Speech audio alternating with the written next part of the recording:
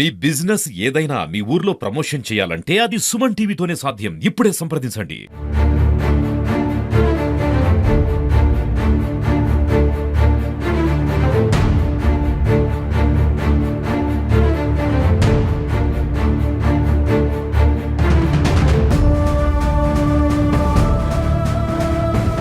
నమస్తే, welcome to Suman TV.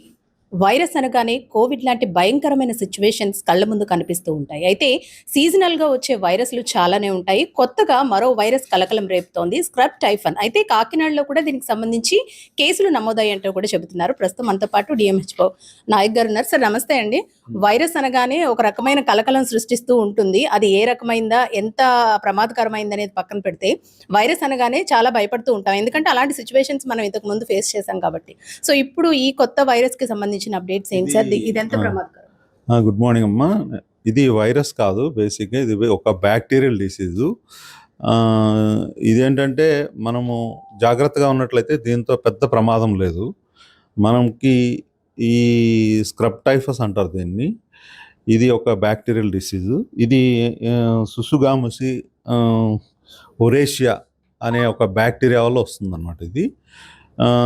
ఇదేంటంటే మనకి ఇది కుట్టడం వల్ల ఇది ఎలా ఉంటుందంటే ఒక చిన్న నల్లిలాగా ఉంటుంది. సో ఇది ఎక్కువగా ఎక్కడ పెరుగుతుందంటే ఎక్కువ చెట్లు ఉన్న చోట, గ్రాస్ ఉన్న చోట, లేకపోతే మన పరిసరాలు శుభ్రంగా లేకుండా ఎక్కువ చెట్లు అవి పెరుగుతున్నప్పుడు, లేకపోతే ఎక్కువ ఎక్కడైతే ప్లాంట్స్ అవి ఉంటాయో ఆ ఏరియాస్లో ఉంటుందన్నమాట ఇది.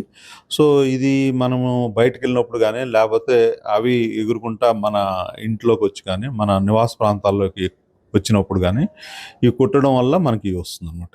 సార్ ఇది ప్రమాదకరమా? ఎలాంటి లక్షణాలు ఉంటాయి సార్? అంటే సాధారణంగా టైఫాయిడ్, డెంగ్యూ ఇలాంటి ఫీవర్ లాగే ఉంటుంది అంటున్నారు కదా, కామన్ సిమ్టమ్స్ ఏమైనా ఉంటాయా? ఇలానే ఈ టైఫాయిడ్కి అయితే ఏ అయితే లక్షణాలు ఉన్నాయో మనకి మలేరియా లక్షణాలు, అలానే ఎక్కువ చలితో ఉంటాము, జ్వరంగా ఉంటాము, బాగా ఒళ్ళు నొప్పులుగా ఉంటాము, నీరసంగా ఉంటాము. ఈ జ్వరం వచ్చినట్లయితే మనకి ఈ డెంగ్యూ, మలేరియా ఇలాంటి నెగిటివ్ వచ్చినప్పుడు ఆటోమేటిక్గా మనకి గవర్నమెంట్ హాస్పిటల్స్లో కూడా ఈ టెస్ట్ ఉంది, స్క్రబ్ టైఫస్ టెస్ట్ చేస్తున్నాం అనమాట.